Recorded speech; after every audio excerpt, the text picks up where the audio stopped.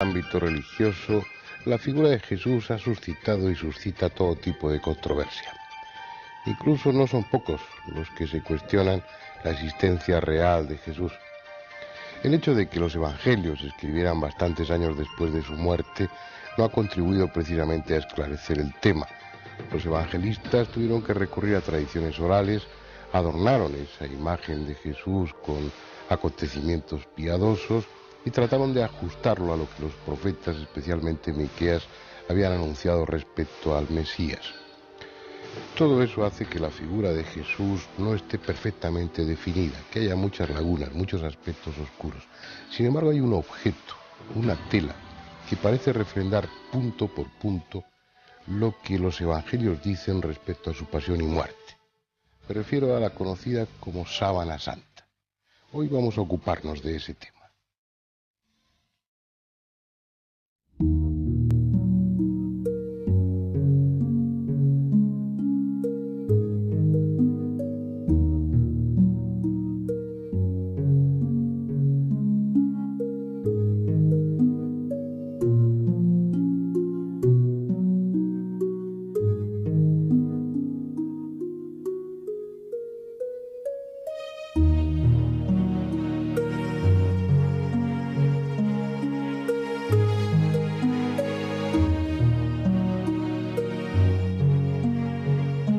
Por estas tierras anduvo hace más de 2000 años un hombre singular. Su auténtica historia nos es desconocida, pese a lo mucho que se ha escrito sobre sus hechos y enseñanzas. Pero acaso no importe, porque aunque fue de carne y sangre, se ha convertido en arquetipo, en modelo de vida, y para los que en él creen, en esperanza de salvación.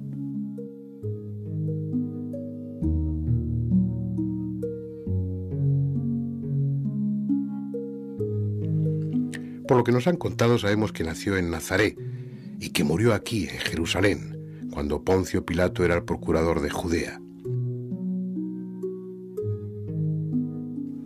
20 siglos es mucho tiempo. La Jerusalén que ahora recorren peregrinos y turistas poco tiene que ver con la que conoció Jesús.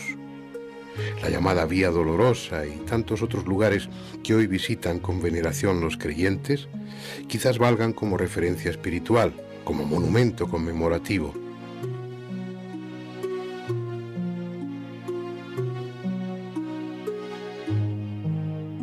Pero la verdad, el auténtico escenario donde transcurrió la última parte de la vida de aquel hombre, está muchos metros por debajo de las calles actuales.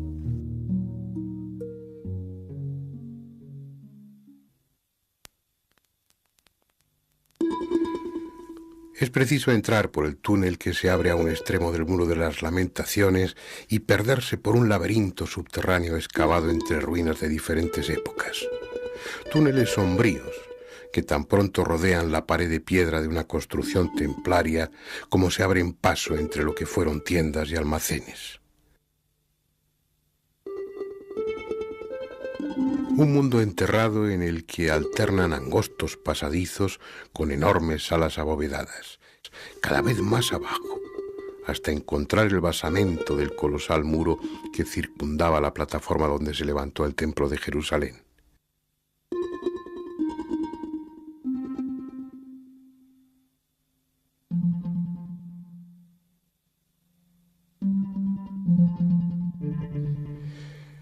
Y luego, en la parte más profunda, un trozo del pavimento original al descubierto. Algunas de las losas que, con toda seguridad, pisó Jesús en un momento u otro de su vida. Tal vez esas losas sean los únicos objetos que se conservan que estuvieron en contacto físico con él. Solo tal vez, porque en una capilla a 2800 kilómetros de aquí se venera una desconcertante tela que, según todo parece señalar, envolvió su cuerpo y ha guardado, nadie sabe cómo, cada detalle de la atroz tortura y de la ignominiosa muerte que, según la tradición, sufrió. Hoy se la conoce como la Sábana Santa. Mide 4 metros y 30 centímetros de largo por 1,10 metros de ancho, y para muchos No hay duda de que se trata del sudario que envolvió el cuerpo de Jesús en su tumba.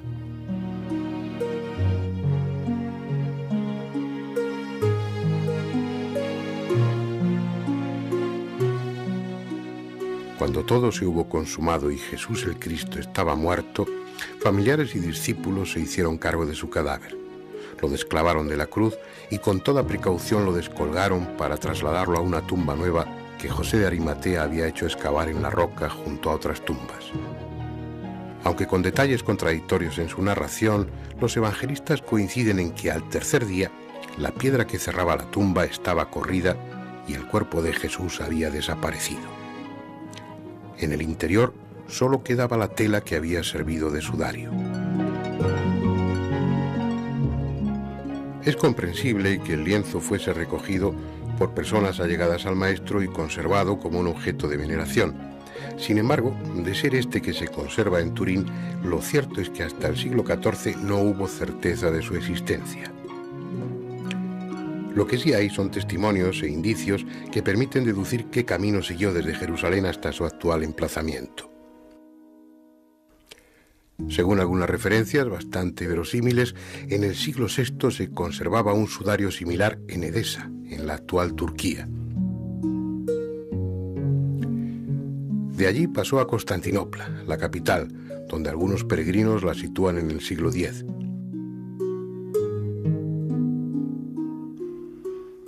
Durante las cruzadas, en el 1204, Constantinopla es conquistada y crónicas de la época afirman que el sudario fue requisado por Otón de la Roche, que se lo llevó a Francia. Ya con documentación bien contrastada, consta que en 1353 el lienzo era venerado en Lirey.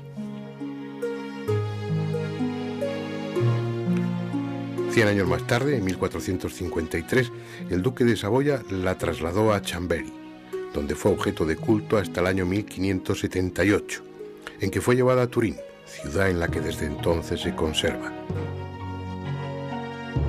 Pero hora es ya de entrar a considerar lo que este lienzo tiene de extraordinario. Para los fieles, el principal punto de interés es que en la tela aparece impresa, aunque sea de una forma un tanto indefinida, la figura de un hombre, supuestamente de Jesús, de cuerpo entero y tanto de frente como de espaldas. La razón de esa curiosa disposición de la imagen es que la larga tela recibía encima el cadáver y al mismo tiempo servía para cubrirlo, tal como se hacía entre los judíos hace 2000 años. Las manchas, si es que son tales, retratan el cuerpo de un hombre con trazas de haber sido sometido a tortura y que ha sangrado en algunos lugares. La observación de los detalles se ve dificultada por las quemaduras que sufrió el lienzo durante el incendio en 1532. En aquellos momentos estaba plegado y se quemó por un borde y una de las esquinas. Al desdoblarlo y extenderlo, la quemadura aparece multiplicada simétricamente a lo largo del lienzo. Un par de años después, las monjas clarisas trataron de reparar el daño con varios remiendos. Para evitar ese y otros riesgos, se conserva enrollado dentro de una lujosa urna, de la que solo se saca en señaladas ocasiones para extenderla sobre un bastidor y mostrarla a la veneración de los fieles.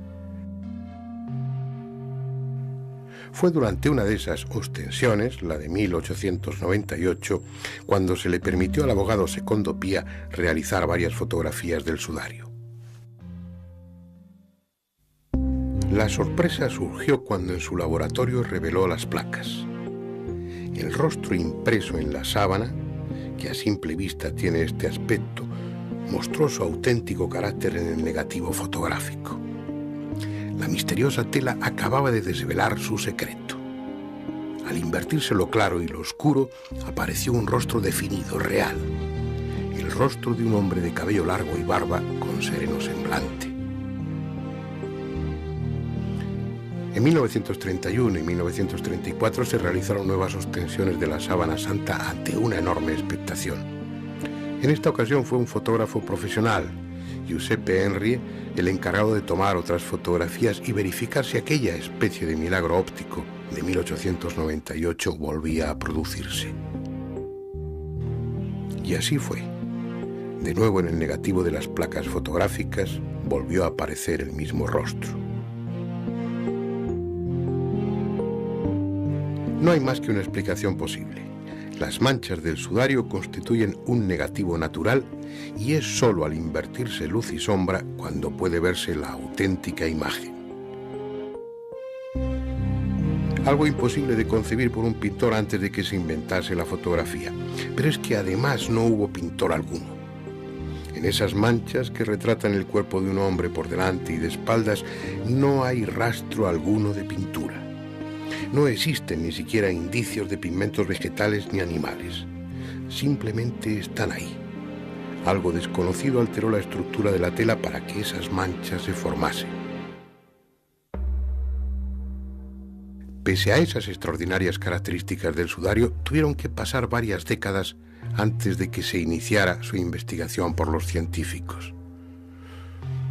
Primero fueron las fotografías en color, con luz ultravioleta y con luz infrarroja, realizadas en 1969, y luego la toma de muestras del tejido y de los residuos adheridos a él en 1973.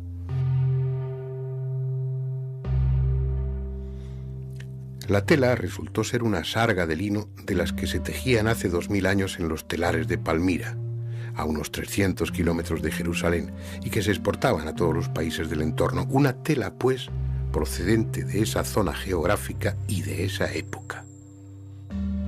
Por su parte, las muestras de residuos tomadas de la sábana por el profesor Max Frey de la Universidad de Zúrich revelaron que en ella había granos de polen de los diferentes lugares por los que históricamente había pasado, pero también otros correspondientes a Constantinopla, lo que venía a confirmar la tradición.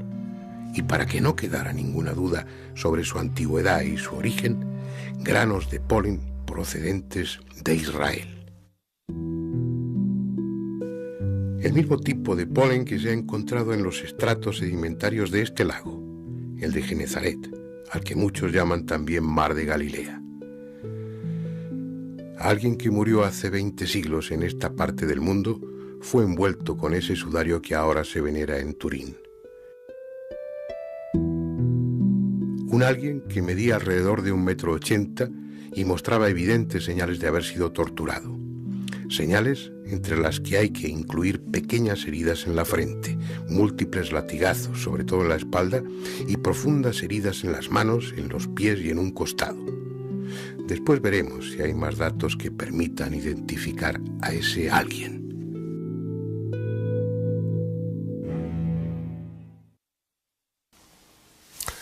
Y una de las primeras cosas que llama la atención es cómo la sábana santa aglutina o convoca en torno a ella personas de las más diversas profesiones, de las más diversas procedencias. Eso lo vamos a ver aquí con nuestros invitados de esta noche.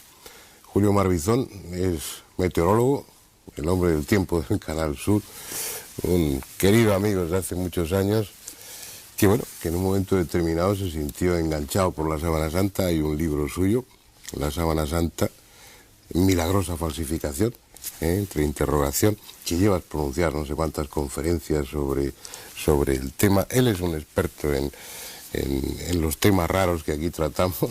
Hace muchos años que nos conocemos por su vinculación con la parapsicología, con el fenómeno ovni, temas que ha estudiado siempre con rigor. ¿Qué fue lo que te enganchó a la sábana santa? Pues mira, me enganchó una emisión de televisión el 23 de noviembre de 1973, en que se hizo una especie de ostensión televisiva casi, no digo en toda Europa, pero sí en muchas televisiones de Europa, y a mí aquella vez pues me encontré la sábana santa y me enganchó completamente. A partir de ahí empecé a interesarme por la sábana santa. Nuestro siguiente invitado, Jorge Manuel Rodríguez Almenar, es abogado, es profesor de Derecho Civil en la Universidad de aquí de Valencia y es vicepresidente primero del Centro Español de Sindonología. Entonces, un ingeniero industrial, un abogado. ¿Qué fue lo que a ti te llamó la atención para engancharte con la sábana santa? Pues yo tendría que decir que probablemente, y eso es curioso, fue un programa suyo. En 1978, si no recuerdo mal, sería por entonces, y la verdad es que me quedé sorprendido de que existiendo una cosa así no se conociera más. Y a partir de ahí pues fui leyendo libros y al final pues nos hemos metido en una aventura que es pues contactar con los investigadores, estudiar el tema a fondo y sobre todo intentar que se hable de él con rigor, porque a veces no siempre eso es común, ¿no? No siempre se habla con rigor. No, desgraciadamente se habla o a favor o en contra, muchas veces sin rigor, y es lo que hace que este tema, no se sabe por qué, se tome un poco a rechufla cuando en realidad es un problema científico. Y desde ese punto de vista lo planteamos en la asociación nuestra, que es el Centro Español de Sindonología. Bueno, y desde la perspectiva lo vamos a contemplar hoy, y también desde la perspectiva afectiva, ¿por qué no? Y desde la perspectiva médica, porque nuestro siguiente invitado, José Delfín Villalain Blanco, pues también es amigo de hace muchos años, médico, forense, catedrático de Medicina Legal también en la Universidad aquí de Valencia, secretario de la Facultad de Medicina de Valencia y también vinculado a la Sábana Santa. ¿Cómo y por qué? En mi caso, claramente una deformación profesional a través de los estudios médico-legales y forenses. Al fin y al cabo es una imagen de un sujeto torturado, sometido a múltiples vejaciones y además con toda la trascendencia que tiene como reliquia arqueológica y como elemento venerable, pues mucho más atractivo naturalmente, y entonces el estudiarlo desde el punto de vista forense creo que es algo tan apasionante que lo engancha a uno absolutamente, ¿no?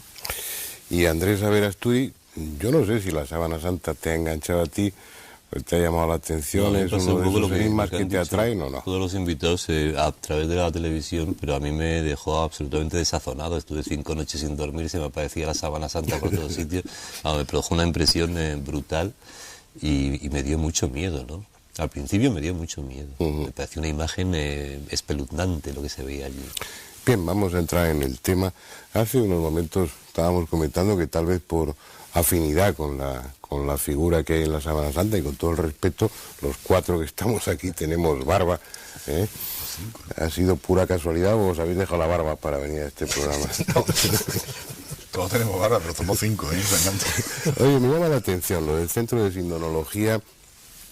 Tú eres el vicepresidente primero, Jorge, tú también estás en el... Sí, y tú también estás vinculado con él. También. Aquí Andrés y yo somos los únicos que no estamos vinculados con el Centro de Sindonología.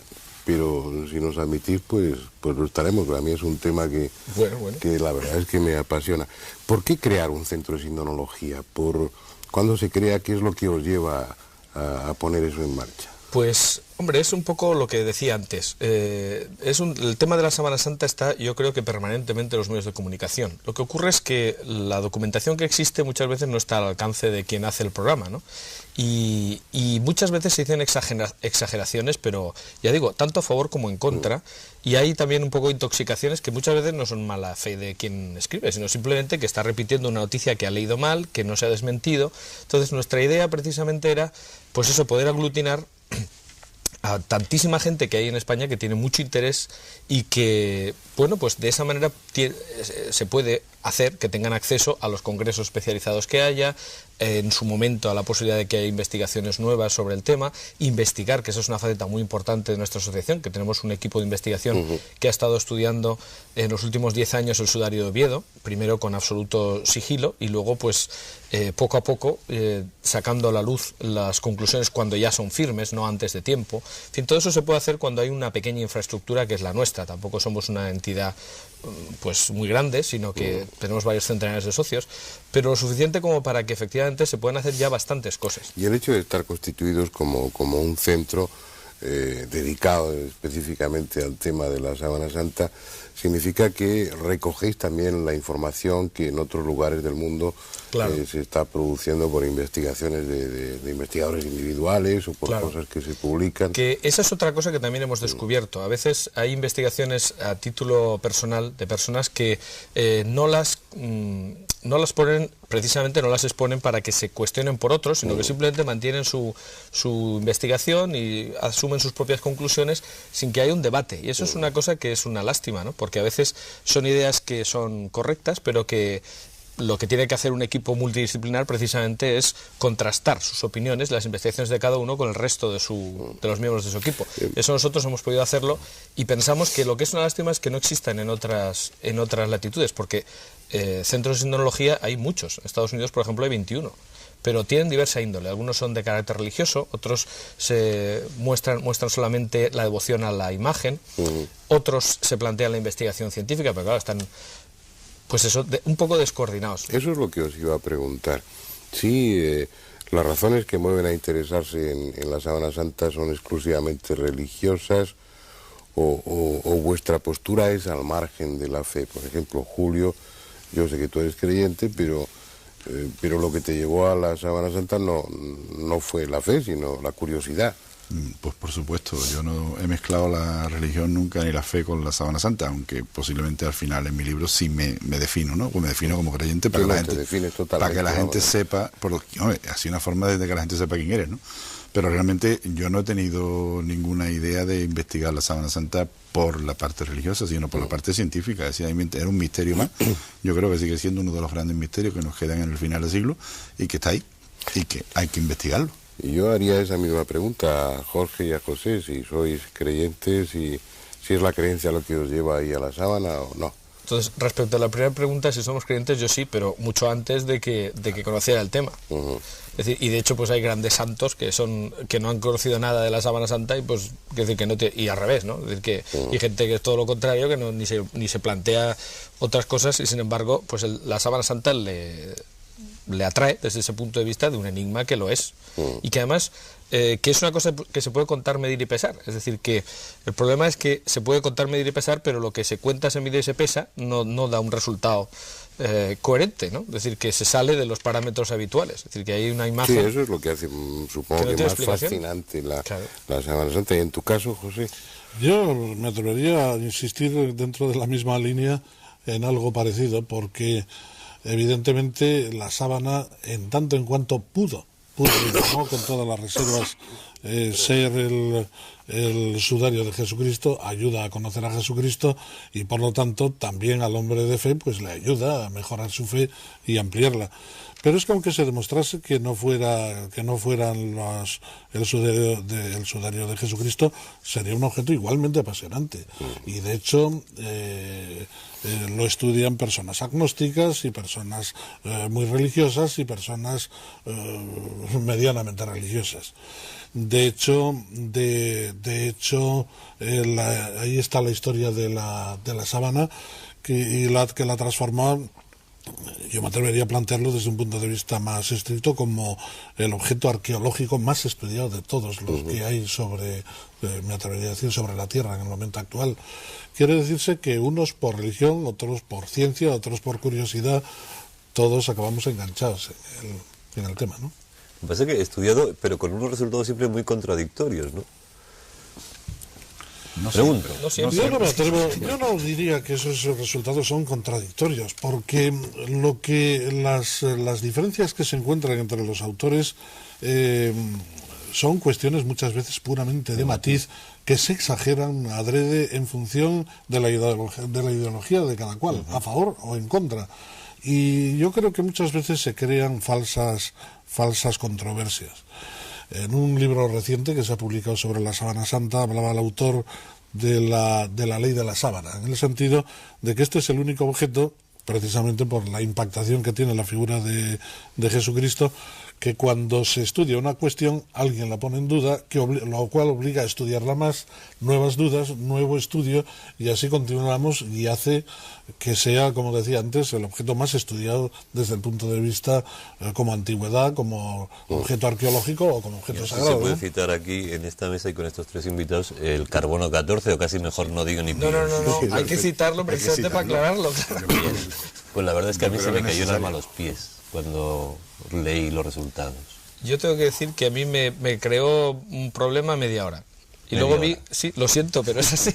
Me creó un problema porque... Explica un poquito lo que es la prueba, porque seguramente los telespectadores tampoco están... Sí, bueno, pues es un método que se utiliza en arqueología con bastante exactitud, tal como están precisamente de avanzado el método actual, Y lo que ocurre es que se basa simplemente en la idea de que todos los seres vivos tienen carbono, lógicamente, y una pequeña parte de ese es carbono 14. Si no quieres extenderte mucho, en la segunda parte del documental yo lo explico. Muy bien, muy bien. Explico bueno, pues entonces simplemente se viene a determinar que si tienen más carbono 14, pues se entiende que es un objeto más reciente, y si tiene menos, pues se piensa que es un objeto más antiguo.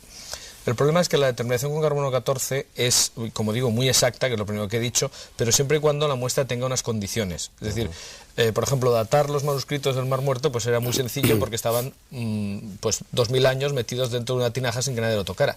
Ahora, datar con exactitud un objeto que lleva, por lo menos desde que está en Francia, desde el siglo XIV, siendo tocado por las manos de todas las personas que hubieran pasado copias, porque copias pintadas a la Sábana Santa hay y han estado frotadas sobre el original, como ponen ellas mismas. En España hay más de, por lo menos 28 que yo recuerde ahora mismo, están pintadas y todas ellas ponen copia pasada por el original que está en Chambéry, en Turín, en fin. Pasada porque...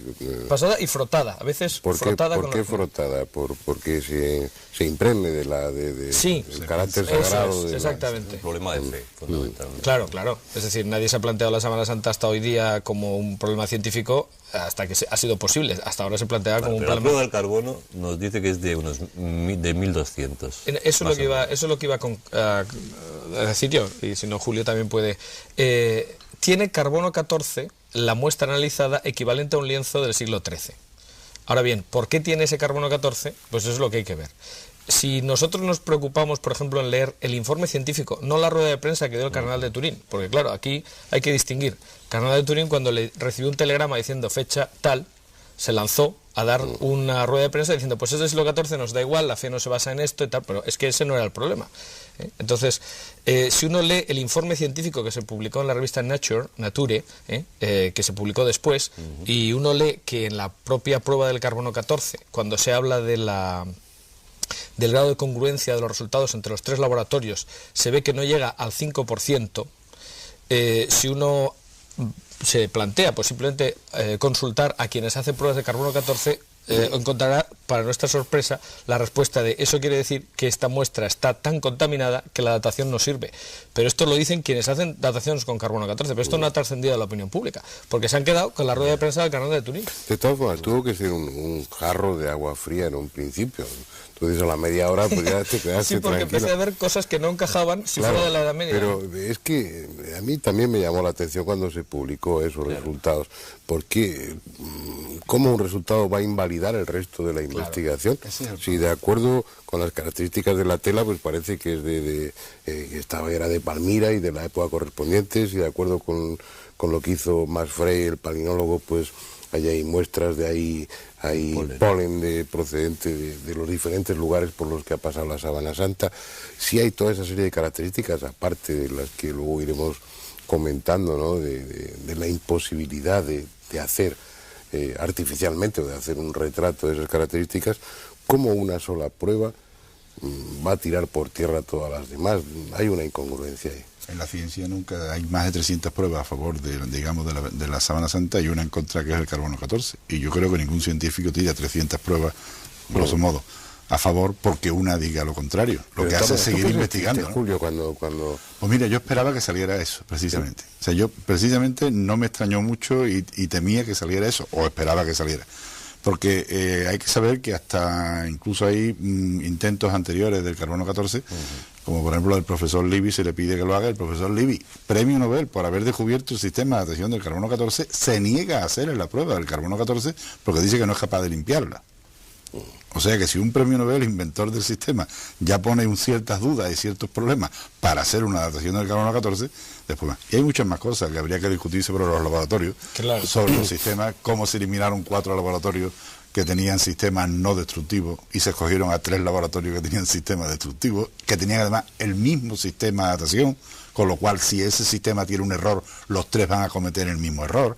Una serie de cosas que habría que ver por qué se ha cejado tanto. ¿Pero por qué, José, que tú no estás...? Sí, yo iba a añadir una cosa, que es que curiosamente el laboratorio que da 150 años más de antigüedad es el que utiliza un método de limpieza ligeramente más fuerte que los demás, lo cual parece indicar que efectivamente por ahí pueden ir los tiros, ¿no? Que era además lo que se había dicho que podía ocurrir. Lo que le iba a plantear, José, que lo puedo plantear a cualquiera de vosotros, es que un objeto de esas características mueve intereses de muy variada índole. Y hay mucha gente empeñada en que eso no tenga ese carácter milagroso o fuera de lo normal o fuera de lo natural, ¿no? Y de hecho se vio inmediatamente en las reacciones de determinada prensa o de determinados sectores, unos tocando a rebato y otros silenciando la noticia o matizándola y dando explicaciones. Pero volvemos a lo mismo, porque detrás está, pues no sé, la figura de Jesús, que impacta mucho a unos por positivo y a otros por negativo. Yo estaba pensando, cuando preguntaste por la reacción, que yo no tuve ninguna reacción, porque no me dejó la medicina. Recuerdo que estaba por la calle, entré en un bar y cuando dieron la noticia, y allí salía el cardenal, la noticia y tal, y estaba escuchando la televisión y de repente una señora que estaba al lado se desmayó, se desvaneció como consecuencia de la noticia, tuve que atenderla médicamente y entonces eso hizo que reflexionara el día siguiente sobre lo que había oído y a mí no me impactó en absoluto porque no me dejó la medicina, ¿no? No, pero fíjate, si, es verdad, y además esto es un ejemplo, es decir, que tantos intereses hay en silenciar o en decir esto es falso como seguramente hay en decir que es cierto. Entonces esa es la duda. A mí cuando ya empecé a enterarme, os digo la impresión, el santo prepucio, el santo no sé qué, entonces es cuando se te cae el alma a los pies. Aquí todo es santo, todo el mundo tiene un trozo de algo, todo el mundo guarda cosas, entonces es cuando empiezas a dudar muy seriamente de casi todo, ¿no? Y ese es un poco el problema que se nos plantea. Pero puedo contestar, ¿verdad? No, santo prepucio. Bueno, imagínate. No esperéis a que yo pregunte, no iba a decir porque efectivamente eso es lo que se plantea a mucha gente. Claro, pero el problema está en que el punto de vista del siglo XX es totalmente distinto del de los siglos anteriores. Es decir, yo tengo, un criterio que me ha servido hasta ahora bastante bien en mi vida y creo que me seguirá sirviendo, que es que no hablar más que de lo que está estudiado. Es decir, que existan en distintos pueblos de España o del mundo reliquias que pueden ser algunas inverosímiles, pues, o sobre todo que se transmitan como reliquias inverosímiles, pues puede originar que si uno no sabe más que eso, diga, ¡hala, qué barbaridad! Pero claro, no es lo mismo, no se puede poner con el mismo rasero, no se puede juzgar una cosa que está efectivamente estudiada y estudiadísima, que otra cosa que es que no ha salido de un cajón y que a lo mejor se mantiene pues a saber por qué. Yo pondría un ejemplo que nos viene muy cerca, ya que estamos ahora mismo en Valencia, que es precisamente el de Liria. El San Miguel de Liria, pues San Miguel tiene una devoción enorme, ¿no? Entonces ahí se conserva un ala de la pluma del arcángel San Miguel, ¿no? Entonces uno dice, ¡hala, qué barbaridad! Bueno, pues si uno pregunta en Liria, todo el mundo sabe que es un ala, es una pluma del ala de una imagen del siglo medieval que efectivamente se destruyó, creo que en la Guerra Civil, y entonces queda una pluma metálica. Esto luego se ha transmitido fuera como que hay una pluma del ala del propio arcángel, y claro, eso es una barbaridad. La gente dice, ¡qué tontería! Pero la transmisión ahora. Claro, exactamente. Y eso pasa muchas veces. Sí, yo me permitiría, hay otro ejemplo. Cuando estuvimos estudiando el sudario de Oviedo, que es la reliquia complementaria de esta. ¿Por qué es complementaria? Ya ha salido un par de veces. Sí, cuando me parece que es en el Evangelio de San Juan, en el capítulo 20, cuando se le comunica que no está el Señor en la tumba, Juan y Pedro salen corriendo, Juan llega primero, Pedro después, entran y ven los lienzos aplanados en el suelo y el sudario que había estado sobre su cabeza enrollado aparte. Quiere decirse que hay dos lienzos, o hay dos reliquias, o hay dos elementos complementarios porque pertenecieron al mismo cadáver, y según la tradición, este se encuentra en la Catedral de Oviedo, y entonces el Centro Español de Sinología organizó un equipo multidisciplinar para estudiar esto.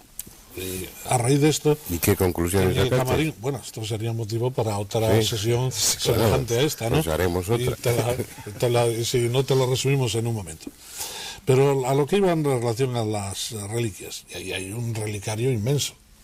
Y a mí me sorprendió una reliquia que era leche de la Virgen María. Yo, por Dios, qué disparate, ¿no? Leche de la Virgen María, ¿quién se entretiene? Esto es un fraude.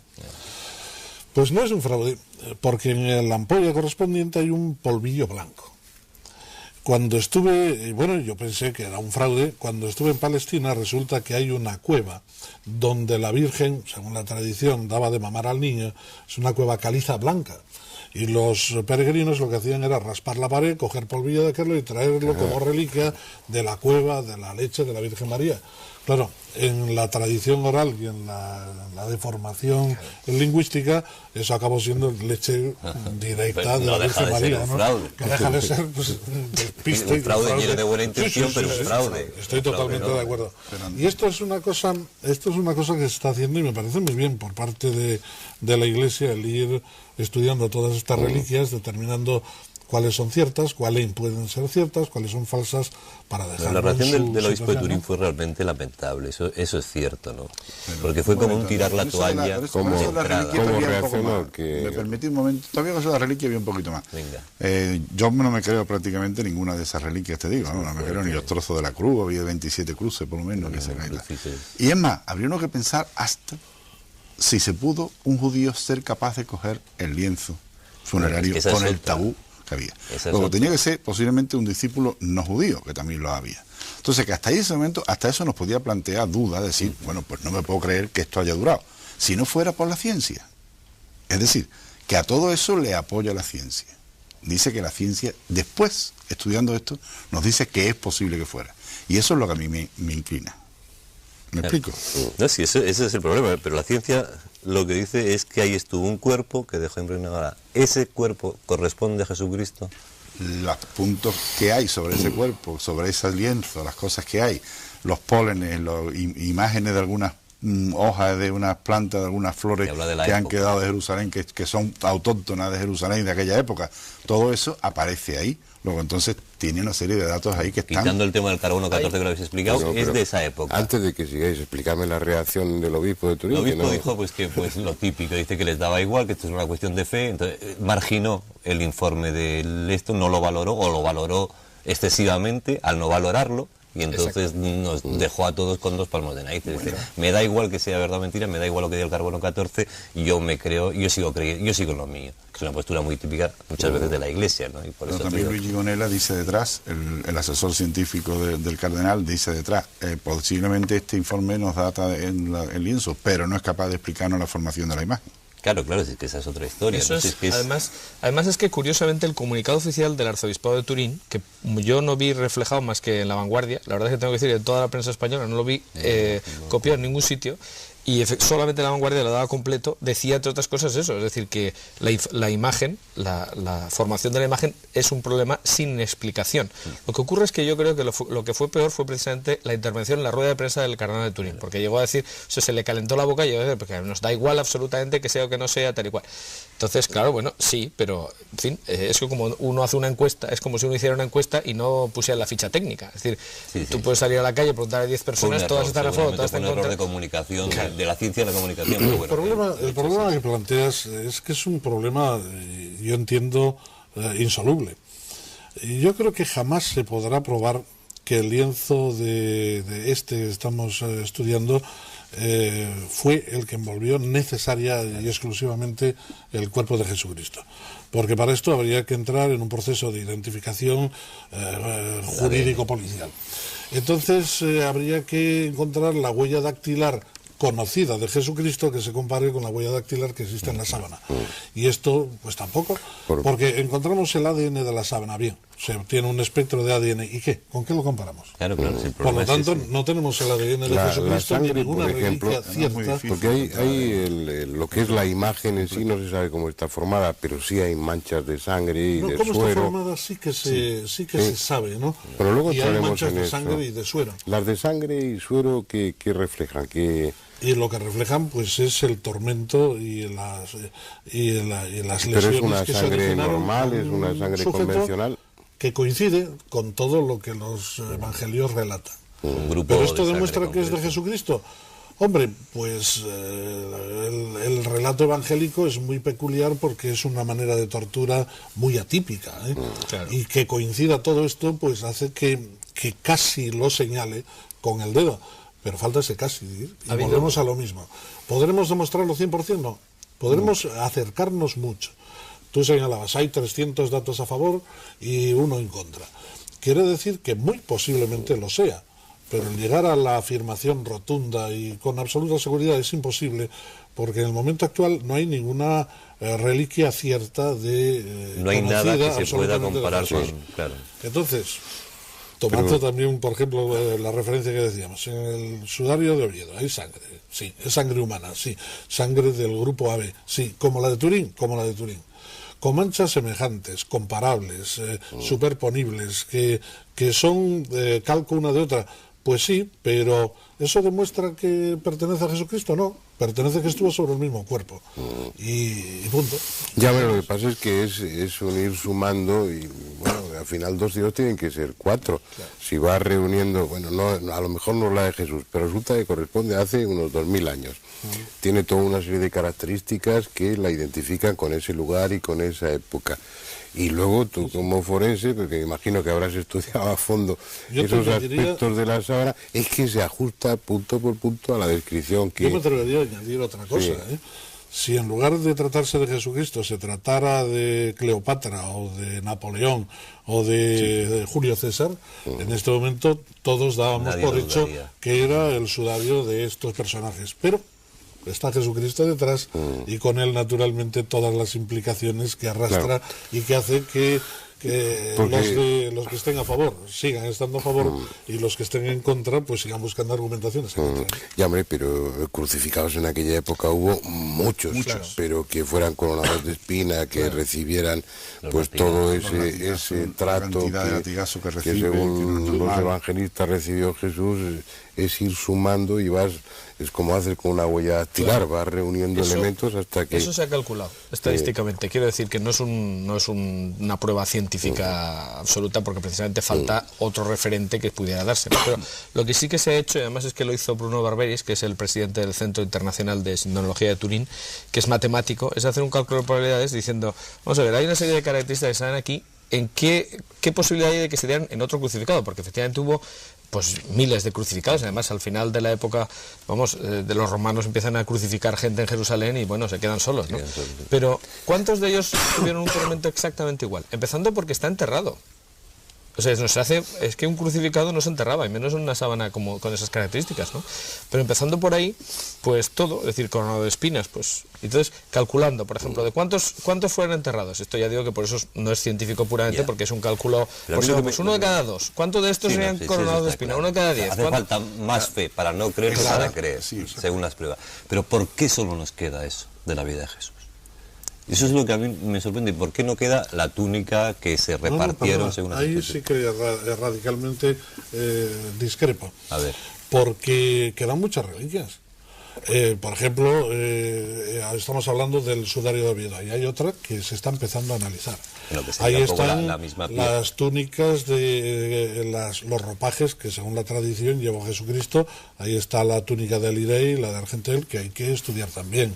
Existen, pues no sé, clavos, espinas, la propia cruz, toda una parafernalia de reliquias reales y falsas que hay que estudiar naturalmente, y es que el estudio ha comenzado ahora.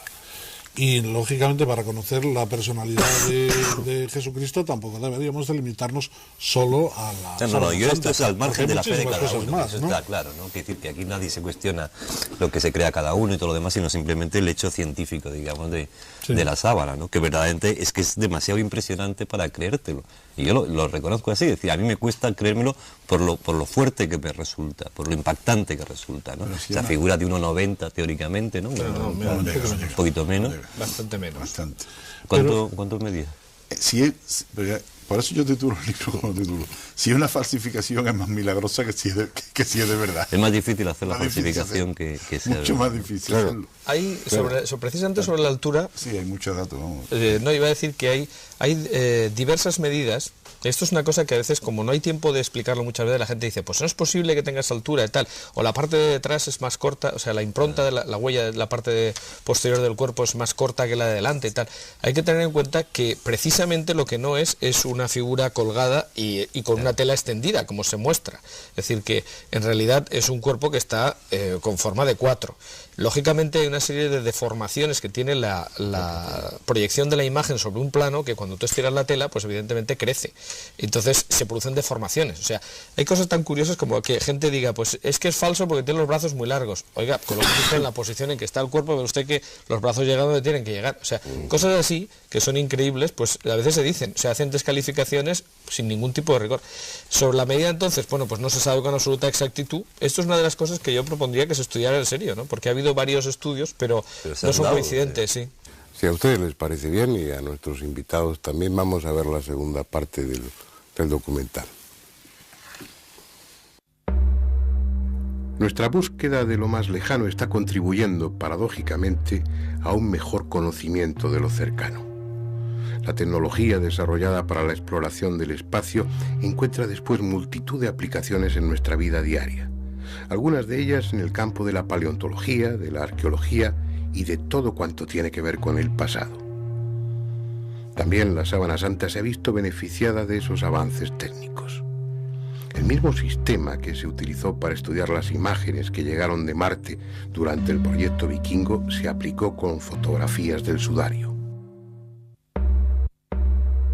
Un analizador de imagen VP8 permitió a dos jóvenes investigadores de la Academia de las Fuerzas Aéreas de Colorado Springs, Eric Jumper y John Jackson, con la colaboración de otros colegas, demostrar que las manchas que aparecen en la tela no se produjeron por contacto, sino en función de la distancia del tejido a las distintas partes del cuerpo que tenía debajo. Es decir, el carácter de esas manchas, que en realidad no son tales, sino una especie de chamuscamiento, es tridimensional. Algo que no solo abre una incógnita aún más desconcertante sobre la causa que produjo esos cambios de coloración en la tela, sino que además ha permitido reconstruir a través de ordenadores la imagen corpórea, en relieve, del cadáver que estuvo envuelto por el sudario. Hace 2000 años hubo un hombre que, según la tradición recogida por los evangelistas, fue preso, sometido a todo tipo de vejaciones, golpeado, azotado, coronado de espinas y luego clavado en una cruz. Esa tela, la síndone, más conocida como la Sábana Santa, conserva en sus extrañas manchas las huellas de todas y cada una de las agresiones que esa tradición describe. Fue azotado, y en el lienzo han quedado recogidas las señales de numerosos latigazos. En la espalda pueden contarse más de 100. Tienen una forma peculiar, la que corresponde a los flagellum romanos de la época, terminados en 2 bolitas de plomo o de otro metal, con lo que también encajan a la perfección en la fecha en que los hechos se sitúan. Fue coronado de espinas, y en la tela han quedado las señales dejadas por numerosos regueros de sangre en la frente y sobre todo en la nuca, correspondientes a múltiples pequeñas perforaciones en la piel y cuero cabelludo. Y fue crucificado. Tal vez sea esta la imagen más conocida de Jesús, su representación habitual, 1000 veces repetida en todas las épocas y en todos los estilos, y siempre con el mismo error: sendos clavos que atraviesan las palmas de sus manos. Algo piadosamente aceptado, pero anatómicamente imposible. En esa posición, sin otra resistencia que los músculos y la piel, las manos se desgarrarían hasta desprenderse del madero. El único lugar lógico para clavar los clavos es en la muñeca, entre los huesos del carpo, en el llamado punto de Destot, lo que impediría el desgarramiento. Exactamente en el mismo lugar donde aparece la mancha de sangre en la mano que, superponiéndose a la otra, quedó impresa en el lienzo. Otra incomprensible coincidencia, a no ser que la tela sea lo que dicen que es. Solo hay un argumento en contra de su autenticidad, solo uno. Sin embargo, para los escépticos es más que suficiente. Ese argumento es el resultado de la datación por el carbono 14 que se hizo con pequeños trozos de la tela en 1988. El carbono 14 es un isótopo de carbono que se forma en las capas altas de la atmósfera y está presente en el aire, en el agua, en las rocas. Los seres vivos, desde los microbios hasta las plantas y los animales, lo estamos incorporando a nuestro organismo durante toda la vida.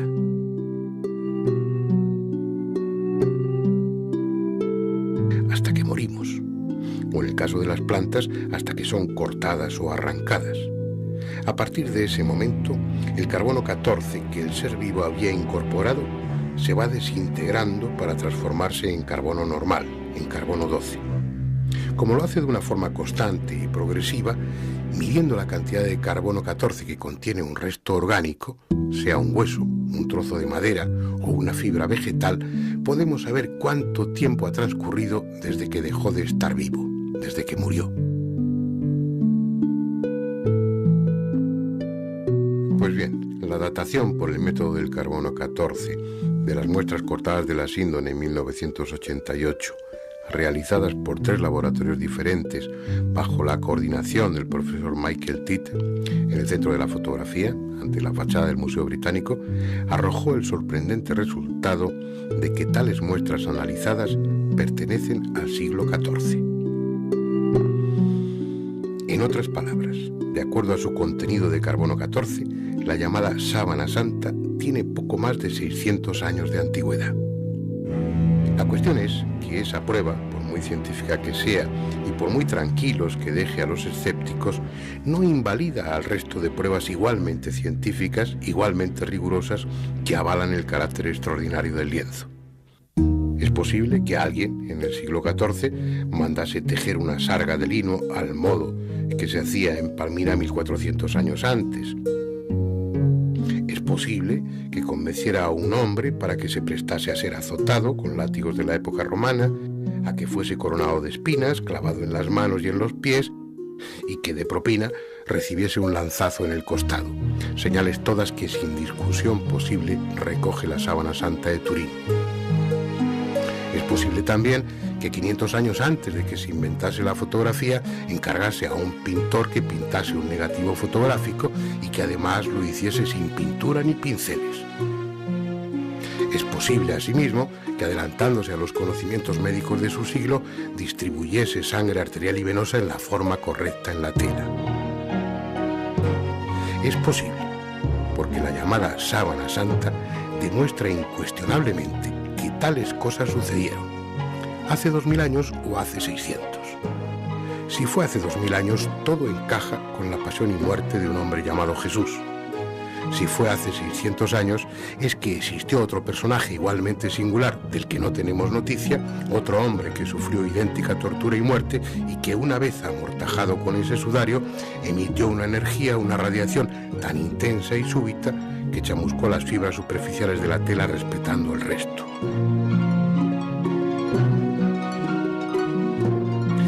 Tal vez sea esa la clave que haga coherente la datación del carbono 14 con el resto de las pruebas. Al ir eliminando las posibles causas que habrían podido producir la imagen del lienzo, en este momento la única que prevalece es la de una energía no calorífica, emitida de dentro a afuera, que oxidó la celulosa del tejido y lo rejuveneció con un aporte masivo de neutrones.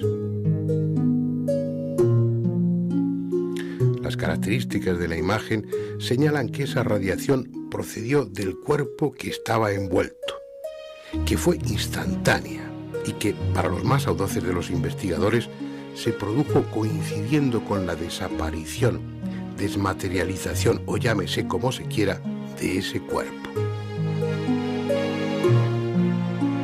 Nuestros conocimientos avanzan, nuestras técnicas se perfeccionan. Hasta ahora han permitido comprobar el carácter extraordinario del sudario. Dentro de unos años, probablemente nos permitan saber qué fue exactamente lo que sucedió con el cadáver que envolvía.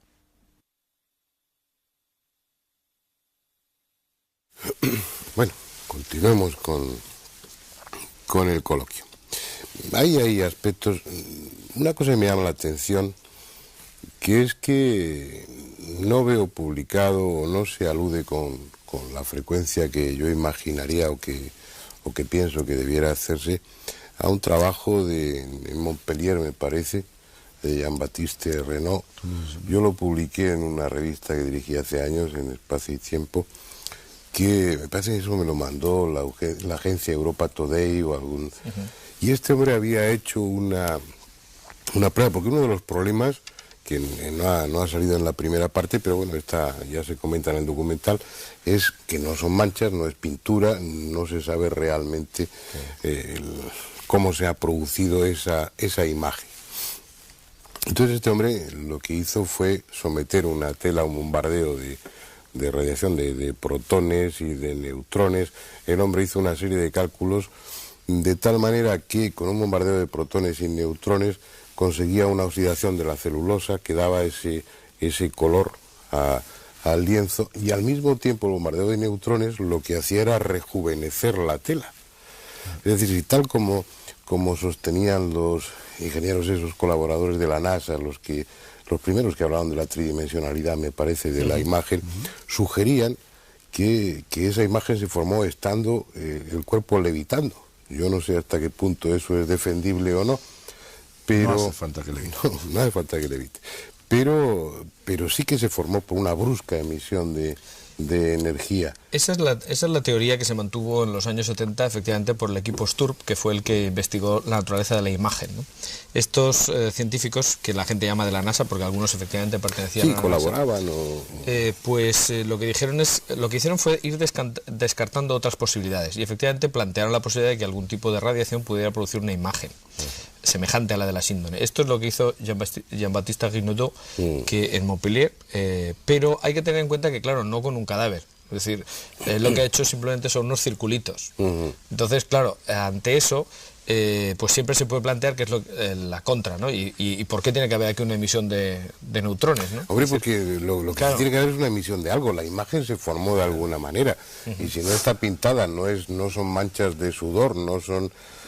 No es. La tela está como tostada, da esa impresión. ¿Sí? La conclusión es que algo se produjo allí debajo, dentro de esa tela, una emisión de algo que chamuscó o tostó la... Tú lo has dicho con toda llámalo como quieras. ¿Qué es lo que...? Chamuscamiento superficial, como si alguien hubiera... ¿Qué pasa? ¿Que ese cuerpo tenía una fiebre, soplete, ¿no? ¿Tenía fiebre muy alta el cuerpo? Pero tiene que ser una radiación puntiforme, enormemente intensa y con una serie de peculiaridades. Yo dejaría a los técnicos, porque eso ya trasciende de la medicina, pero una serie de particularidades, sobre todo determinadas por la finura del detalle de la imagen, que no la puede producir las radiaciones conocidas. Por eso se van a las radiaciones atómicas o lo que sea. Cualquier foco que emite una radiación lo emite en todos los sentidos, y si produce una imagen va a ser una imagen difusa. Y sin embargo la imagen de la Sábana Santa tiene una precisión que con los tratamientos de imagen no solamente permite ver el cuerpo en relieve, sino los reguerillos de sangre, detalles en la piel levantada, las escoriaciones, con una precisión que ya quisiéramos muchas veces reproducir en la mesa de autopsias mediante la fotografía. Eso es lo que quiero saber, lo que opináis. De los científicos en ese momento, de los técnicos que la estudian, yo creo que es la correcta, ¿no? Puede ser una radiación desconocida para la ciencia, que quizá algún día conozcamos, que quizá algún día. Luego entonces no hay por qué asimilarla ni a protones ni a neutrones, sino algo para nosotros desconocido, precisamente porque no somos capaces de reproducirla.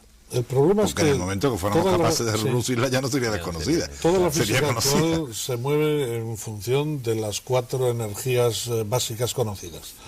Y ninguna de ellas conocida por nosotros. Conocidas y que al nivel de la física actual, evidentemente. Y ninguna de ellas es capaz de producir ese chamuscamiento. Bueno, pues vengan físicos y explíquenmelo, porque yo no lo sé. No están aquí los físicos, pero sí estáis vosotros. A ver, ¿qué pensáis?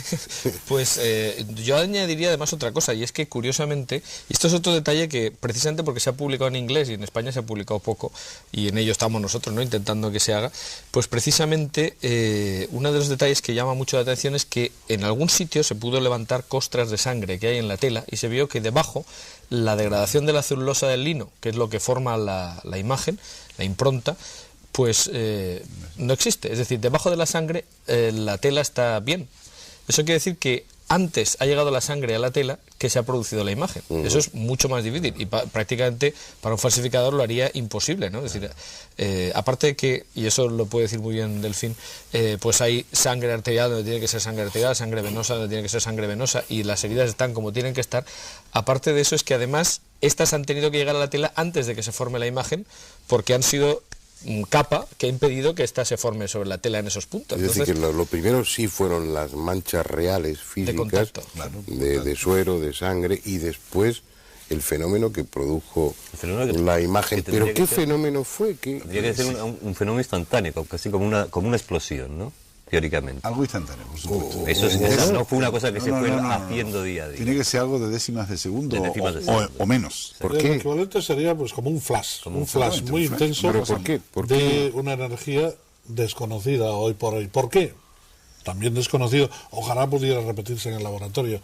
Pero digo que ¿por qué deducís, José, por qué deducís que tuvo que ser algo instantáneo, una especie de flash, y no un proceso que duró unas horas, por ejemplo? Hubiera afectado a fibras más profundas en la tela, cosa que no ocurre, puesto que el hilo de lino tiene entre 150 y 200 fibras de lino, y hay afectadas 3 fibras nada más, superficiales. Luego, entonces realmente hubiera afectado mucho más, hubiera penetrado mucho más, hubiera sido más penetrante.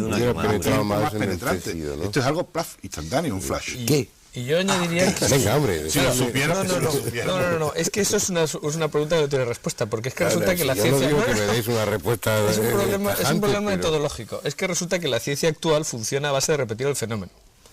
Esa es la base de la ciencia moderna, es decir, el método empírico. Si nosotros no somos capaces de reproducir el fenómeno, no podemos decir que se ha hecho así. Podemos estudiar las características de la imagen. Si que ponemos un anuncio, señor que emita energía, que venga para prestar. Claro, ese es el problema. Es decir, en estos 100 años que se viene estudiando la sábana santa, nadie, ni los que están a favor ni los que están en contra, han conseguido una imagen igual. Con lo cual nadie puede decir que se ha hecho así, porque nadie la ha hecho. Es decir, y el que lo diga, pues está haciendo una pirueta en el aire. Ya, hombre, lo que pasa, Jorge, lo que podamos opinar, Andrés, sí se puede decir. Andrés y yo, que tenemos un conocimiento superficial del tema, pues no es relevante, pero vosotros tres, que lleváis años y muchos, ¿tendréis alguna opinión? Hablo de opiniones, impresiones, sensaciones, llamarlo como queráis. Quizá la frase también sea de investigadores, ¿no? Stevenson y Haven en su libro lo dicen. Allí hubo un cuerpo al que le ocurrió algo extraordinario. Vale. Pero vamos a ver, entonces descartamos que eso ocurrió durante la muerte. Teóricamente tendría que ser durante la resurrección, ¿no?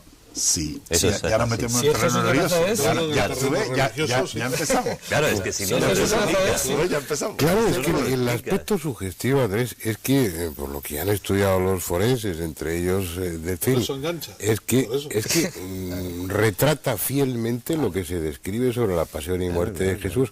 Pero si en esos evangelios se dice cuando llegaron no estaba el cuerpo, los lienzos estaban vacíos, entonces también sería lógico deducir que lo que produjo esa imagen pues fue lo que precedió, acompañó a la desmaterialización de ese cuerpo. Hay otra investigación. O al robo, si alguien se lo llevó. Hay otra investigación complementaria. No puede haber robo. No puede. Desmaterialización. No. ¿Qué le vamos a hacer? Si esa es la palabra, ¿qué le vamos a hacer? El tema es el siguiente. Hay un investigador, está discutido y se está llevando, investigando por ahí, que ha demostrado que en la parte de atrás del dorso, las imágenes son unas imágenes que corresponden a la piel, a las lesiones de la piel. Pero en las imágenes delanteras no solamente se ve la imagen de la piel, sino que se ven algunos de los huesos de la mano y del cráneo. Y entonces ahora viene la interpretación, por ejemplo, de Jackson, del Sturp. Yo estoy transmitiendo algo en lo que no puedo ni opinar a favor ni en contra. Para que esto se produjera, en el momento de producirse el flash, la sábana, la parte de arriba que envolvía el cuerpo, tenía que estar cayendo a través del cuerpo y desplomándose al fondo, lo cual todavía hace más complicado y más misterioso el problema. Pero sí explicaría la levitación. Yo no me atrevo a decirlo, pero es una de las tesis que están circulando como una especie de tomografía, ¿no? Por lo pronto, entonces se produce el flash y en ese flash Al no tener consistencia el cuerpo, la sábana cae, atraviesa el cuerpo y aparecen imágenes de la piel y de los huesecillos de la mano, del maxilar y de los dientes del además, esa teoría lo que tiene es una ventaja, y es que explica la ausencia de laterales. Es decir, llama mucho la atención, y a veces he dicho como argumento en contra que es lo que pasa siempre, ¿no? Es decir, pues esto no encaja, y entonces empieza a estudiar más. Curiosamente, efectivamente, solo aparece la parte anterior y la parte posterior del cuerpo. Sin embargo, las manchas de sangre no son solo las de la parte anterior y posterior. O sea, si uno, ahora sería muy bueno poder tener aquí una imagen y poderla señalar, pero si uno se fija, en uno de los brazos hay un relieve que sale hacia afuera, en la huella, ¿no? En la impronta. Si envolvemos la tela, para que esa sangre salga así, corresponde justo a este punto, que es donde se coagula parcialmente la sangre que corre por el brazo, estando clavado hacia arriba, ¿no? Entonces, esta mancha de sangre nos muestra que la tela sí estaba sujetando los laterales, y sin embargo, porque se ha tenido que llegar ahí por contacto, sin embargo, no está la imagen del cuerpo del lateral, es decir, solamente está las manchas de sangre y luego la impronta anterior y posterior. Esta teoría, claro. Eso es por ahí va un poco la idea de, esta teoría explicaría esto, que no tiene explicación. Y lo de robar el cuerpo que tú decías, que digo, es bastante difícil porque hay un problema. Hemos dicho que las manchas de sangre se producen antes de la imagen.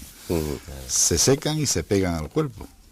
Y no están rotas. Eso lo sabe un médico mejor que yo. Presentan una nitidez perfecta. Si tú separas una tela con una mancha de sangre de un cuerpo, eso se resquebraja, se rompe, pierde su forma, su nitidez. Allí no la pierde. ¿Y dentro de la investigación en qué punto estáis ahora mismo? ¿Vosotros como asociación o cómo está en la investigación? Es decir, ¿cuánto queda por descubrir o ya no se va a descubrir nada más?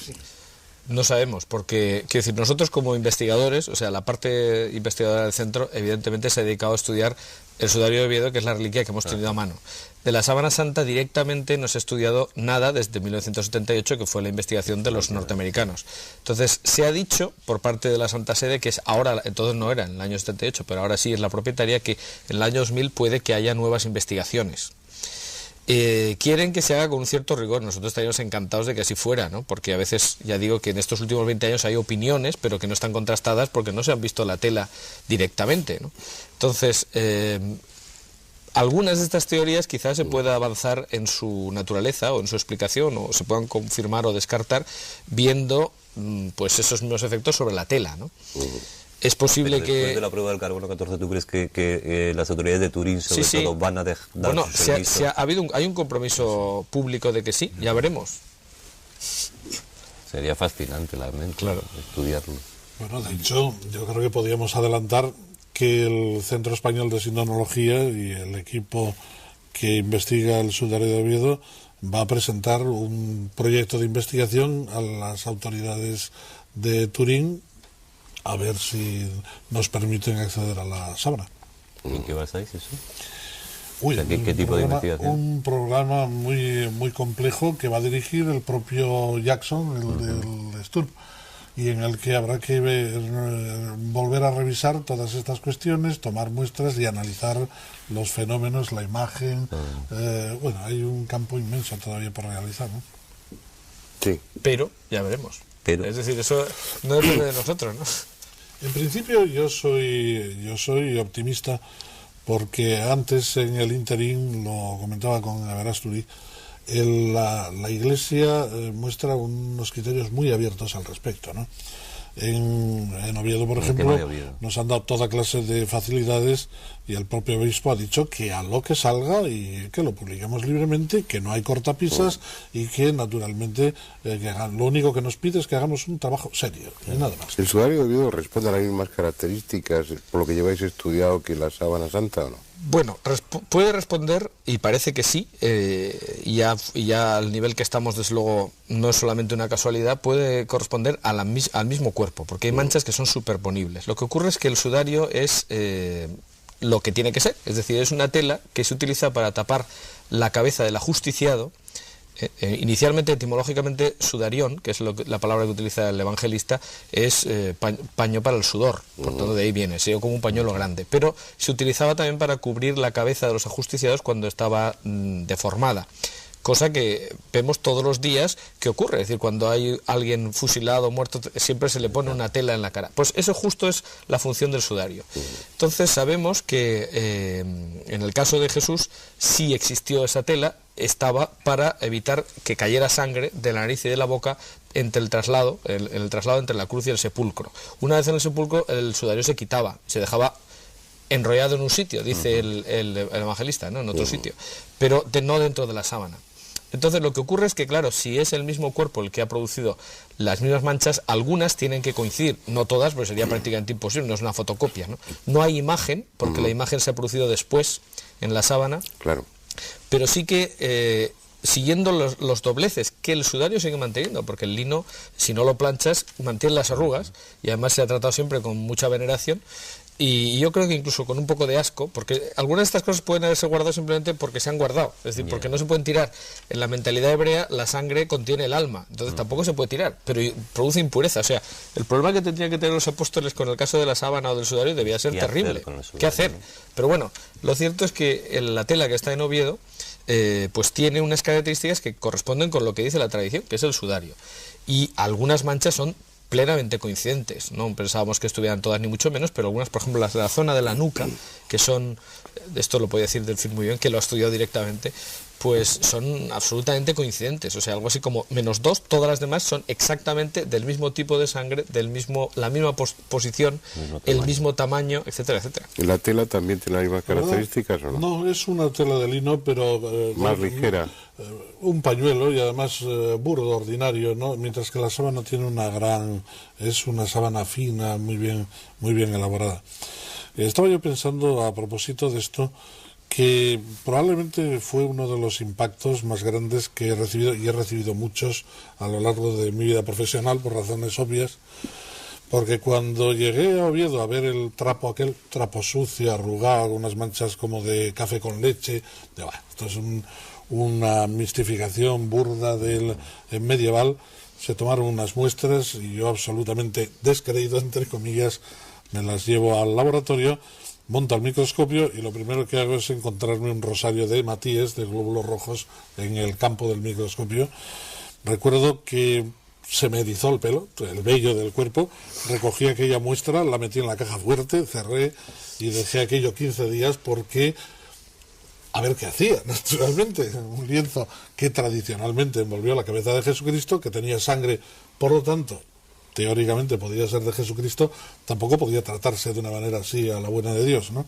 Y entonces, a raíz de pasados esos 15 días, se empezó ya con la investigación en serie y se pudo comprobar que era sangre humana, sangre del grupo AB, sangre que emanó por la nariz y por la boca de un hombre que estuvo colgado alrededor de 1 hora, que luego estuvo de bruces aproximadamente otra hora, que tiene en la parte de atrás una serie de punturas lineales producidas con sangre de naturaleza vital, no post-mortem, etcétera, etcétera, de tal manera que llega un momento en que volvemos a la misma situación, concuerda, y además tanto en la imagen como en la morfología, en la localización de las manchas, vemos que concuerda con los relatos históricos, evangélicos, arqueológicos.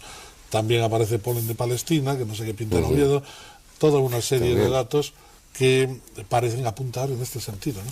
Incluso lo que se está ahora en el tema del sudario de Oviedo es estudiando la documentación histórica, que parecía que había simplemente relatos, lo que contó el obispo Pelayo, etcétera, o sea que lo que se conserva en la catedral, pero resulta que es que el investigador nuestro que está trabajando en ese tema se ha dedicado a bucear en un montón de bibliotecas que teóricamente tendrían que tener algo, y lo ha encontrado. Hay referencias no solamente en España, sino en Francia también, recogiendo el itinerario histórico, o sea, hasta el punto de que este resultado de su investigación no está presentado todavía, pero él nos ha dicho que es que ya no se puede hablar de tradición, o sea, hay una documentación riquísima y en muchos sitios, ¿no?, que hablan de la llegada del Arca de las Reliquias a España y entre ellas en los distintos enunciados, las listas que se hacen en el sudario, ¿no? Bueno, lamentablemente se nos ha terminado el tiempo.